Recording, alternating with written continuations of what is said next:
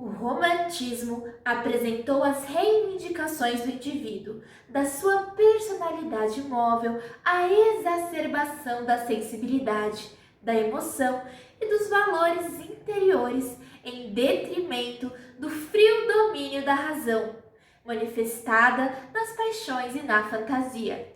Apresenta frequentemente uma atmosfera misteriosa, terrífica, sinistra e sanguinária. São privilegiados os temas dramáticos, sentimentais, inspirados pela literatura, pela história e por qualquer anedotismo descritivo. Procuram-se no conteúdo mais do que os valores de arte, os efeitos emotivos. As bases do romantismo foram inspiradas na fantasia, sentimento, paixão e imaginação. Ao lado dessas características, outros valores compuseram a estética romântica, tais como o sentimento do presente, o nacionalismo e a valorização da natureza. Esta com uma visão especial e diferente do neoclássico. O romantismo apareceu como reação ao neoclassicismo, pois enquanto este era uma volta aos padrões da cultura greco-romana, o novo estilo dava maior liberdade de expressão aos seus artistas, valorizando os princípios da criação artística.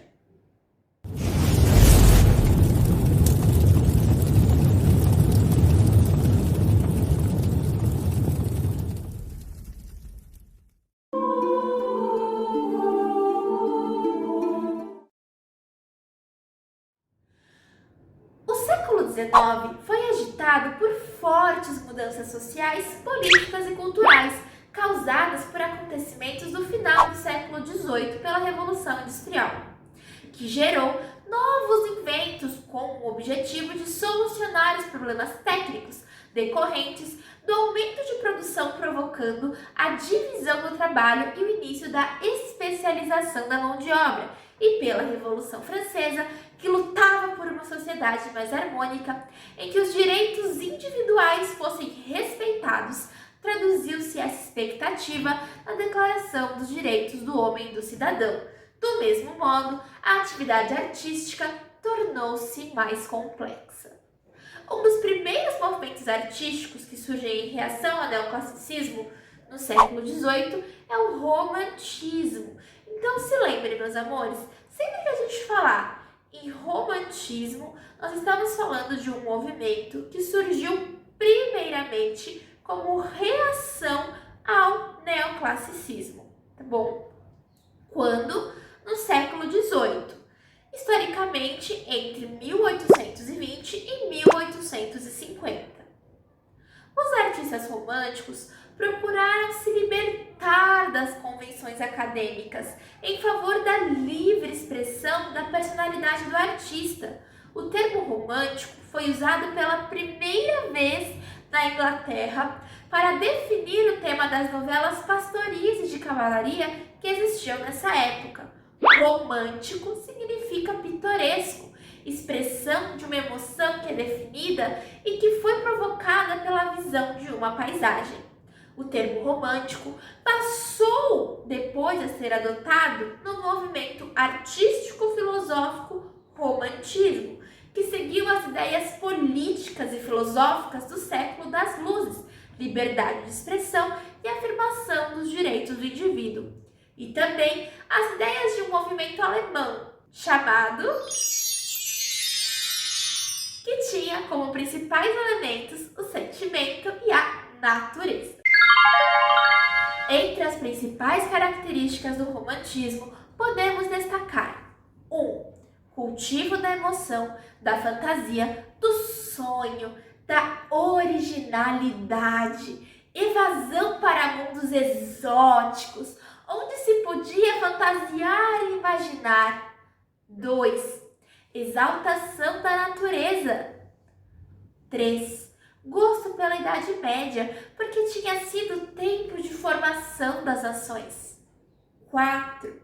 Defesa dos ideais nacionalistas.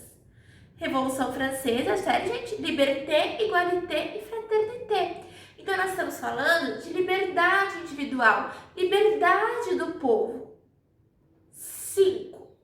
Panteísmo. O que é o panteísmo? É uma doutrina segundo a qual Deus não é um ser pessoal distinto do mundo. Deus e o mundo seriam uma só substância. 6. Individualismo. É uma visão de mundo centrada nos sentimentos do indivíduo. 7. Subjetivismo. O artista idealiza temas exagerando em algumas das suas características. Por exemplo, aqui, gente, se a pessoa ela é uma mulher, ela é vista como uma virgem, frágil, certo? Coitada, uma mulher tão assim feminina, pequena, frágil, delicada. E com relação à pátria, nós temos uma pátria fortemente idealizada. A nossa questão de identidade própria de cada nação fica muito reforçada. É na Alemanha que se manifesta pela primeira vez a estética da interioridade, que considera a arte como um instrumento para se atingir o cerne da criação, para se entrar em contato com a natureza infinita, através do sentimento sublime. É o início da pintura moderna, de paisagem, capaz de exprimir melhor do que outro certos aspectos da sensibilidade do homem oitocentista. No século XIX, aparece um movimento de reação que procura os fundamentos da arte nas antigas realidades nacionais. O gosto pela arqueologia torna-se extensivo à Idade Média e redescobre-se o românico e o gótico, que os artistas tentam fazer reviver em suas obras.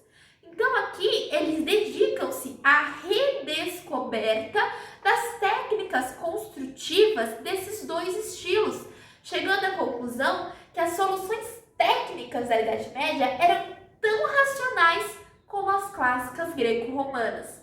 O romantismo procura elementos rústicos e entrega-se às realizações espontâneas, o que dá origem à incorporação da nossa cultura, de vários conhecimentos acumulados pelos povos primitivos ou que se desenvolveram longe da Europa civilizada. Isso leva ao estudo das artes chinesa, japonesa, indiana e até mesmo africana. Com o regresso à Idade Média, o romantismo recusa as regras impostas pelas academias neoclássicas, pois estas eram inspiradas nos valores clássicos. Quais são os valores clássicos? Ordem, proporção, simetria e harmonia. Os arquitetos românticos preferem as irregularidades das estruturas espaciais e volumétricas, têm preferência pelas geometrias mais complexas e pelas formas curvas, gostam de um efeito de luz. Movimentos dos planos são pitorescos de decoração. E o que isso quer dizer? Que tudo pode ser pintado ou representado em imagem. E aí, gente, com a recuperação das formas artísticas medievais, românico e o gótico, vem acompanhada do gosto pelo exótico contido nas culturas orientais. Então aqui a gente começa a colocar tudo ali, gente, e dá uma mexidinha. Põe românico, põe gótico, põe bizantino, põe árabe, põe tudo que a gente veio vendo até agora. E com isso a gente evidencia as características de revivalismo, de ecleticismo, de historicismo e exotismo. E, gente, é muito importante nós lembrarmos desse fato, que apesar de não ter características próprias, pois os arquitetos românticos reviveram a arte medieval, não houve um abandono dos hábitos renascentistas de representação. Então, vamos ver agora alguns exemplos da arquitetura romântica. Vamos ver primeiro um exemplo de construção neogótica.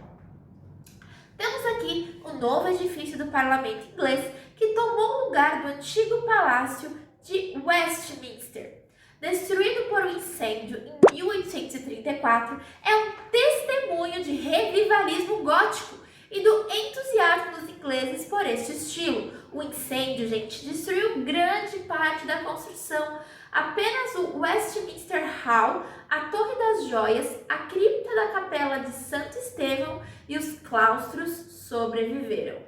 Foi nomeada, então, uma comissão real para estudar a reconstrução do palácio e decidir se este deveria ser reedificado no mesmo local, bem como o estilo que deveria seguir. Foi decidido, então, que deveria evitar-se um traço neoclássico, semelhante ao da Casa Branca ou do Capitólio, ambos os Estados Unidos, devido às suas conotações com a Revolução e o republicanismo. O estilo gótico incorporava valores conservadores. E aí, em 1836, depois de estudar 97 propostas rivais, a Comissão Real escolheu o projeto de Charles Barry para um palácio em estilo gótico. A primeira pedra foi colocada somente em 1840. A Câmara dos Lordes ficou completa em 1847 e a Câmara dos Comuns em 1852. Apesar de a maior parte do trabalho estar pronta em 1860, a construção só foi finalizada uma década depois. Vamos agora observar uma construção neorromânica. Um bom exemplo de construção neorromânica são as muralhas da cidade de Carcassonne, que teve a ocupação dos celtas, galo-romanos e visigodos no fim do século XIX. Ela foi, gente, redescoberta por turistas ingleses já em ruínas e foi então encomendado o restauro do arquiteto Viollet-le-Duc. Temos também as construções neobarrocas. E, gente, a Ópera de Paris tem seu edifício sobrecarregado e de uma vulgaridade luxuosíssima. Ele reflete o gosto da classe criada pela Revolução Industrial, novos ricos que se viam a si próprios como herdeiros da velha aristocracia e assim achavam os estilos pré-revolucionários mais atraentes que o clássico ou o gótico. Também, durante o romantismo, vemos as construções neomedievais. O castelo de Pierrefonds é original do século XII. No século XVII, foi sitiado e invadido pelas tropas de Richelieu e chegou ao século XIX em ruínas. Em 1810, foi comprado por quem, gente? Napoleão Bonaparte, e ele pagou uma bagatela de 3.000 francos. Em virtude da redescoberta da arquitetura da Idade Média, em 1857, o imperador Napoleão III contrata o arquiteto Eugène Viollet-le-Duc para a restauração do edifício. Era para ser uma simples recuperação no estado das partes habitáveis, devendo permanecer as ruínas como decoração. Mas, em 1861, o projeto ganha amplitude e se faz dele uma residência imperial. Em 1885, os trabalhos foram paralisados e a decoração das salas permaneceu inacabadas. O arquiteto não se baseou na história do edifício, mas inventou e recriou, utilizando vários estilos. Aí, o ecletismo. Exemplo disso são as galerias renascentistas e as pinturas polícromas medievais. O homem dessa época, gente, ele desenvolveu o gosto pelas viagens, dando asas ao seu espírito romântico, inquieto, sonhador e sempre insatisfeito. Utilizou a música e a literatura para visualizar terras e habitantes desconhecidos. Havia o hábito de colecionar estampas japonesas e coisas vindas do Oriente, através do comércio intercontinental que começava a chegar ao Ocidente.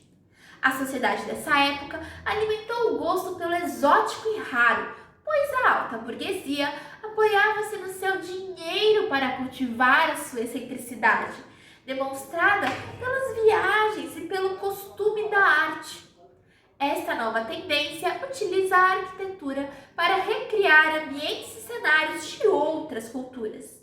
As simetrias deliberadas e composições pitorescas permitiram aos arquitetos a introdução de novos efeitos visuais, a demonstrar diferentes relações com a natureza e originar sensações aprazíveis.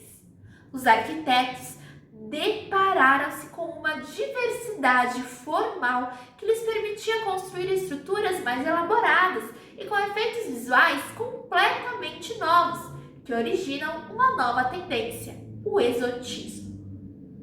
Nós temos, por último, as construções neo-árabes, como o Pavilhão Real, em Brighton, na Inglaterra, apresenta cúpulas em forma de cebola, derivam da arquitetura mongol, e é uma metáfora exótica que representa o Império Britânico. Chaminés disfarçadas de minaretes e grades trabalhadas em forma de ferradura.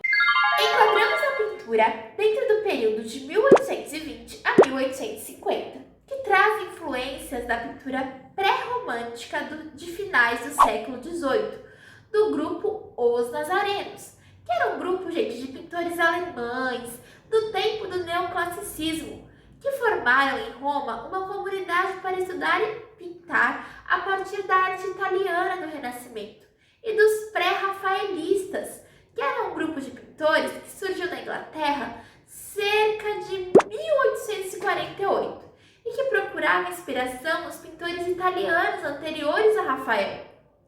Foi este grupo que trabalhou no período tardo-romântico e fez a transição para o realismo e para o simbolismo. As principais características da pintura romântica são corte com o academicismo neoclássico. O artista emancipa-se da encomenda e faz a sua obra baseado nos impulsos da sua alma e na sua própria inspiração. A pintura é bastante individualizada e diversificada no que diz respeito ao próprio estilo e aos temas. Pretende integrar o observador, tal como no Barroco, mas agora ela já não se serve dos desconcertantes efeitos Trompe-l'œil, que diluem fronteira entre aparência e realidade. Aqui, o observador, assim como os personagens representados principalmente de costas, contempla as paisagens distantes que se desdobram à sua frente. Uma feição, gente, muito comum aí nas pinturas romanas é as pessoas serem vistas assim mais de costas e olhando, ou completamente de costas, o que dava um efeito diferente à pintura romântica.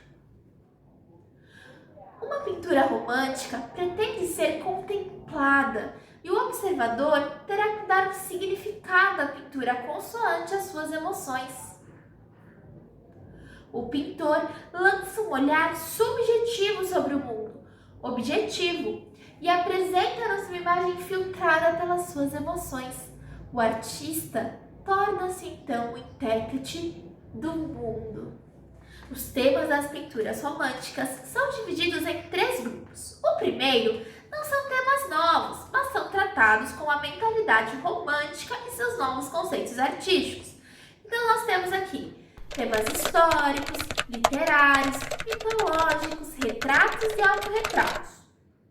O segundo são temas que representam a alma romântica, emocional e apaixonada, idealizada e simples, como retirados da atualidade político-social da época. Então nós temos de naufrágios, revoltas sociais, lutas nacionalistas e seus heróis, lutas pela libertação de minorias. Nós temos temas também inspirados no mundo dos sonhos e do fantástico, mundo interior do artista. Temos os costumes populares, feiras e romarias. Temos as tradições, hábitos e raças exóticas. Então aqui nós vemos retratados as civilizações não europeias, como a China, o Japão, a Índia e o norte da África. Vemos a vida animal, animais selvagens, indomados. Paisagens que são retratadas com simplicidade e nostalgia, de uma forma dramática e emocional, projetando o estado de espírito do próprio artista. Eu queria ter na vida simplesmente um lugar de mato verde pra plantar e pra colher, ter uma casinha branca de varanda, um quintal e uma janela para ver o sol nascer.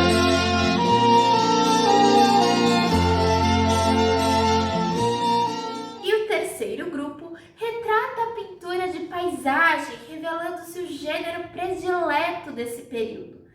São composições solitárias e indefesas perante as forças da natureza, olhando nostalgicamente para o horizonte, ou composições como árvores mortas e ruínas, cobertas por vegetação, que mostram a passagem do tempo e o ciclo da evolução. Das características do estilo, destacamos a cor, que prevalece sobre o desenho linear, e são utilizadas cores variadas, explorando contrastes fortes e não harmoniosos. Os intensos efeitos de claro e escuro dão um lado mais artificial e dramático à luz. A luz, gente, ela focaliza-se sobre o ponto que se quer evidenciar na composição, acentuando a expressividade e o sentimentalismo das cenas. Aqui, nós temos a utilização do óleo e da aquarela.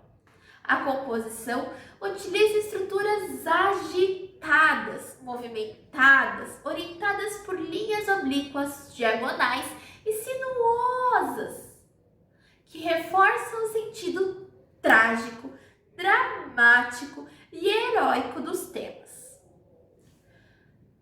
Caspar David Friedrich é um pintor alemão que observou e desenhou a natureza para depois pintar seus quadros no ateliê. Porém, não se limitou a representá-las.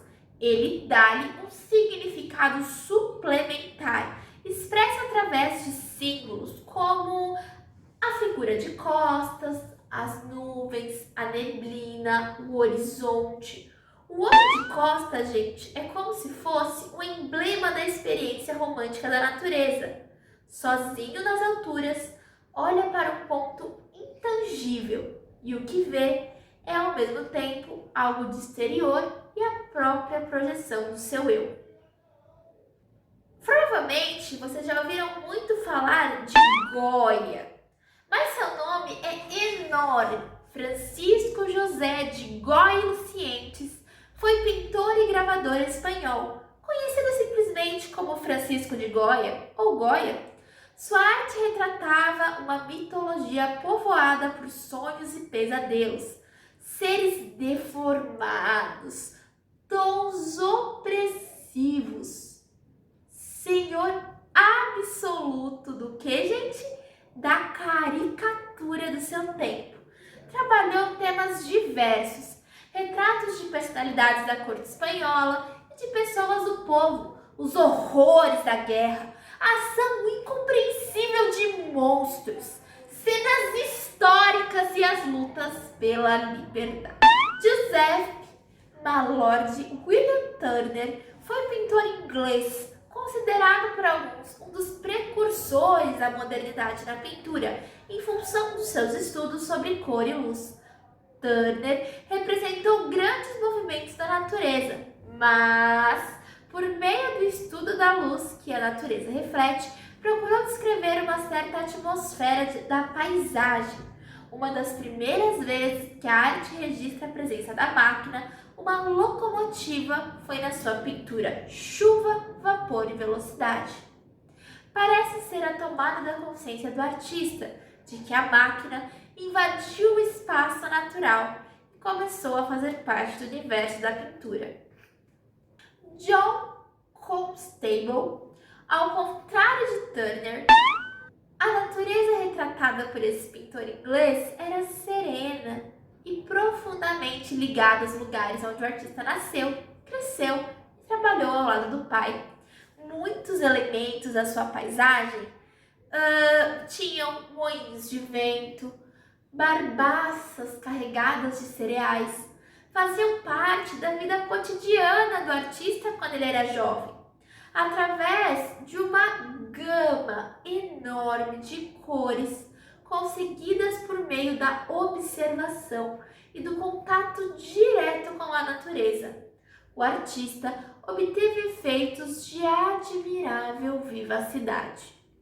William Blake, inglês, que viveu num período significativo da história, marcado pelo Iluminismo e pela Revolução Industrial na Inglaterra, é poeta, pintor e gravador, e ilustra os seus próprios livros e procura traduzir em imagens a grande força visionária da sua inspiração poética e linguística, contribuindo para a renovação da sensibilidade que é típica do romantismo.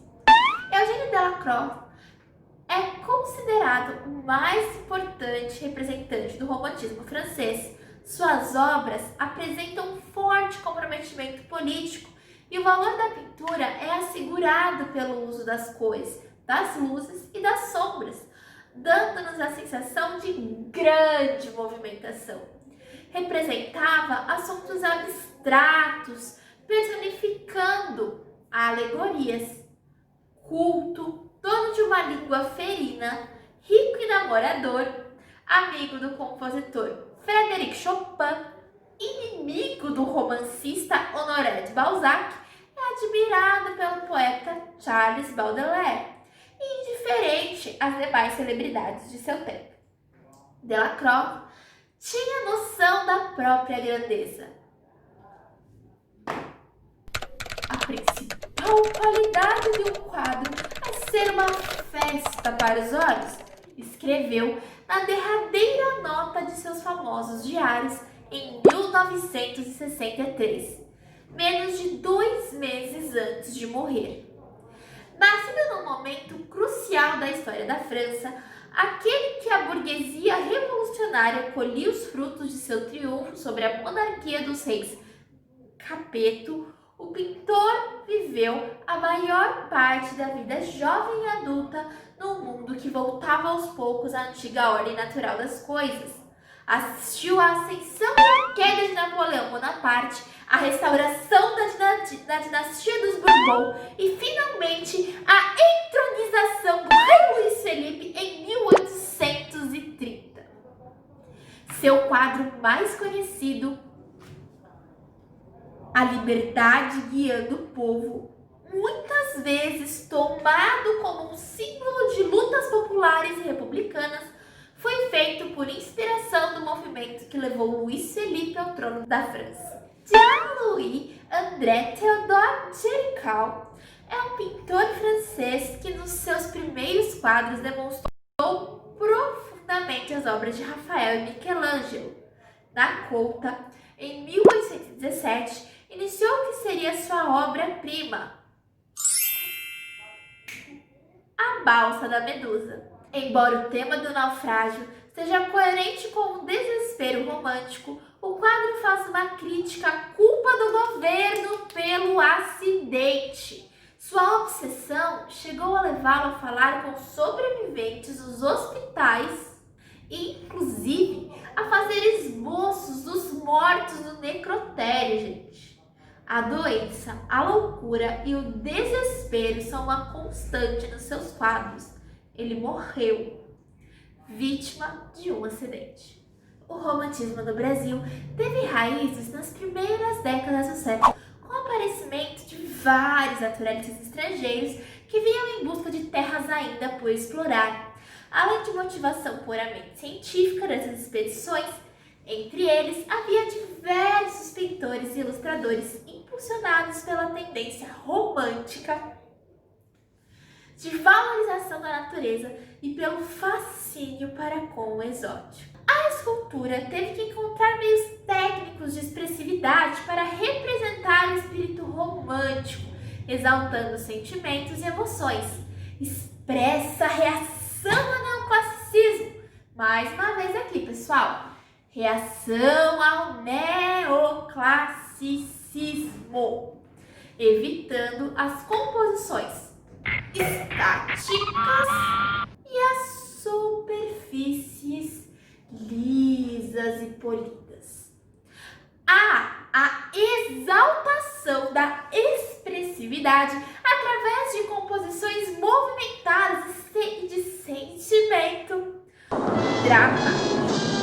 A temática em geral era a natureza, animais e plantas, temas heróicos e cenas de fantasia e da imaginação. Destacamos então alguns escultores românticos.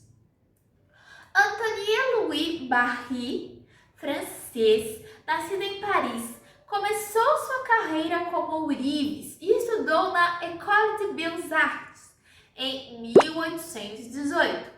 Mas foi só em 1823 que descobriu sua vocação ao iniciar seus estudos em desenho e modelagem de esculturas em escala reduzida. É considerado um dos principais artistas em representação de animais da escola francesa.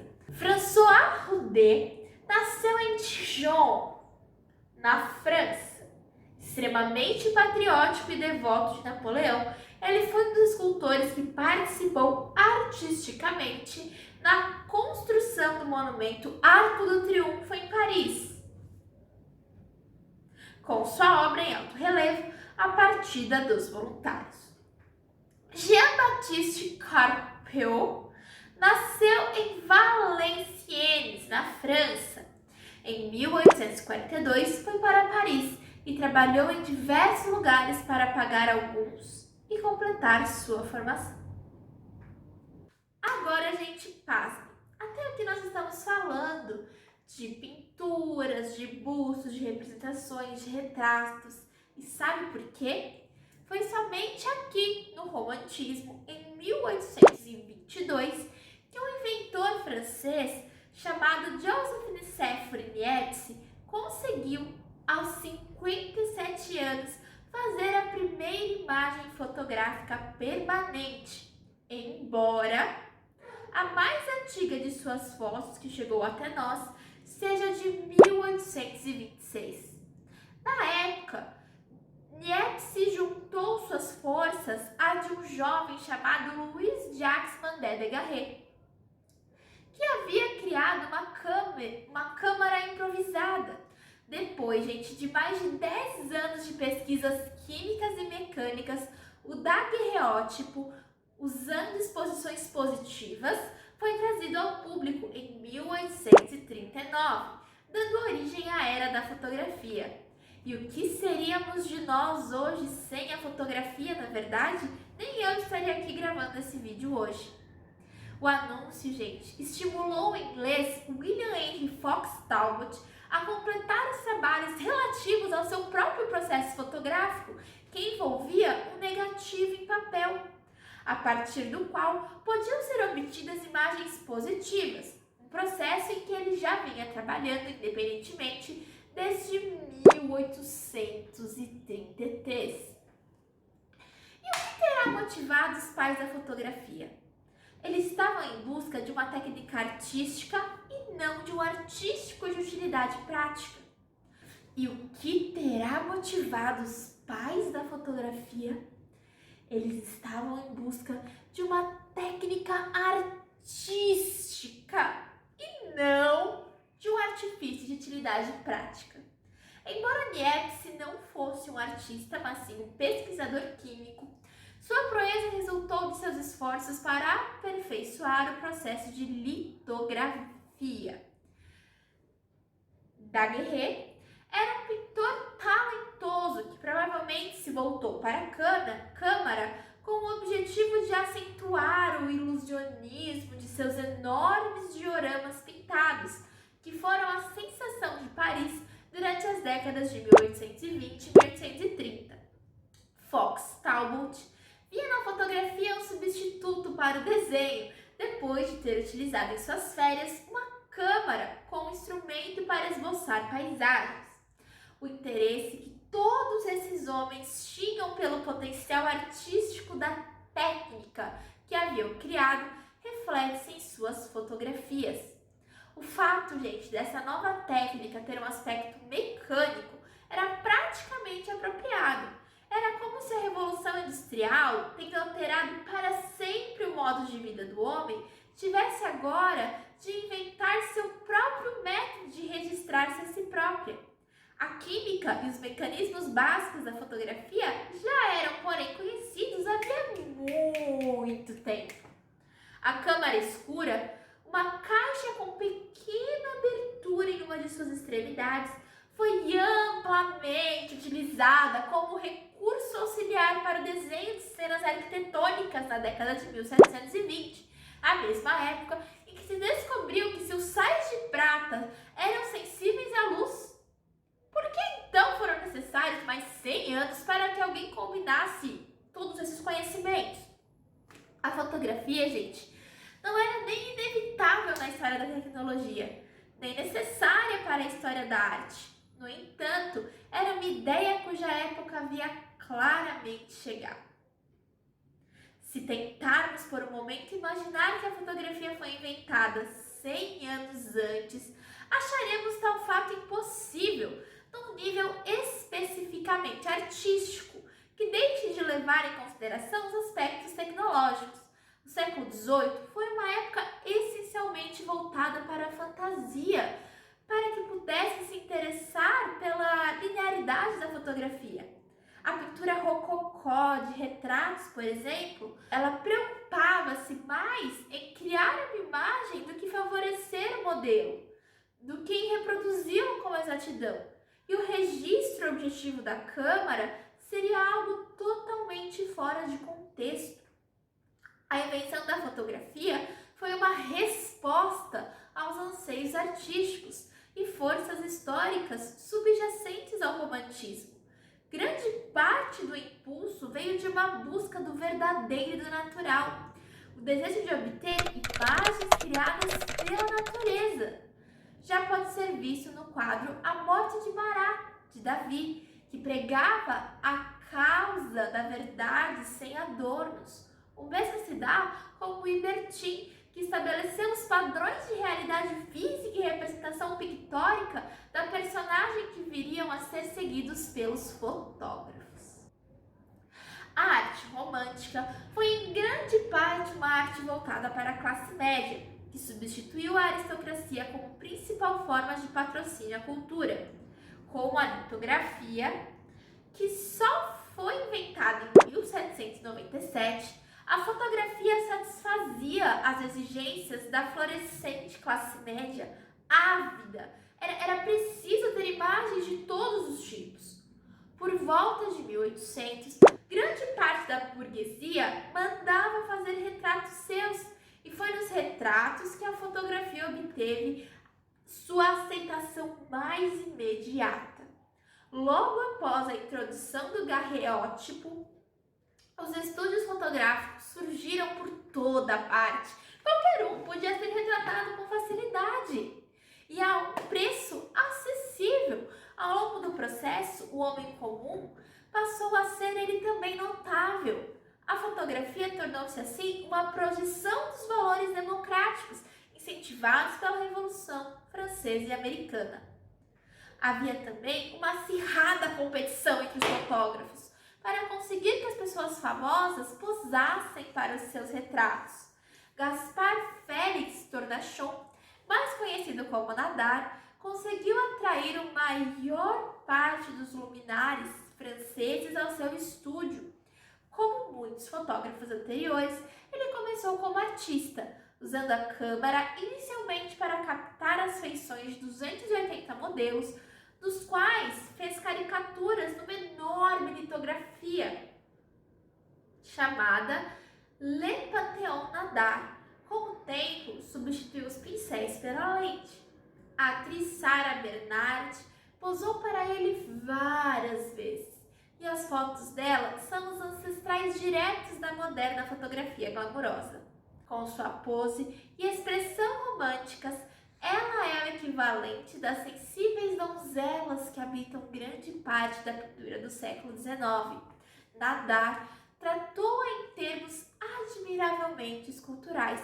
De fato, o jogo de luz e o movimento do drapejamento são reminiscentes dos bustos esculpidos que eram tão populares entre os colecionadores da época.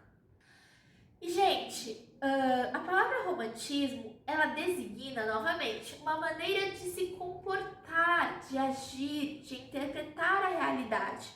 O comportamento romântico, ele caracteriza-se pelo sonho, por uma atitude emotiva diante das coisas, e esse comportamento pode ocorrer em qualquer tempo da história. Olha só, gente, nós falamos da fotografia e agora nós vamos falar de algo que eu acho particularmente incrível. O balé, ele nasceu em 1489, na Itália, quando se realizou um espetáculo do casamento do Duque de Milão. Nessa altura, só havia bailarinos masculinos, já que as mulheres elas não estavam autorizadas a dançar e as roupas eram pesadas, o que limitava a diversidade de passos. A presença das mulheres apenas começou a ser aceita em finais do século XVII. O balé surgiu na sequência dos espetáculos que os nobres ofereciam aos visitantes, onde havia poesia, música, mímica e dança. Leonardo da Vinci chegou a desenhar cenários para esses espetáculos. Já pensou, gente, dançar no balé que teve o cenário feito por Leonardo da Vinci? Quem dera eu! O balé romântico, ele buscava através da técnica a expressão, a fluidez do corpo e do movimento. Temos como característica dele a idealização do amor, a elevação do espírito, a divisão entre vivos e espíritos. No balé romântico, encontramos a mulher idealizada, hétera, inacessível, inalcançável, a dança na pontinha dos pés, uma imagem de marca do balé, apareceu aqui no século XIX. Elas usavam a sapatilha de ponta como instrumento técnico que deixava a mulher mais leve e mais expressiva. Tinha cenários sombrios e camponeses idealizados. A grande parte dos balés românticos, gente, era composta por 2 atos, um em um mundo real e o outro no mundo espiritual, que se chamava ato branco.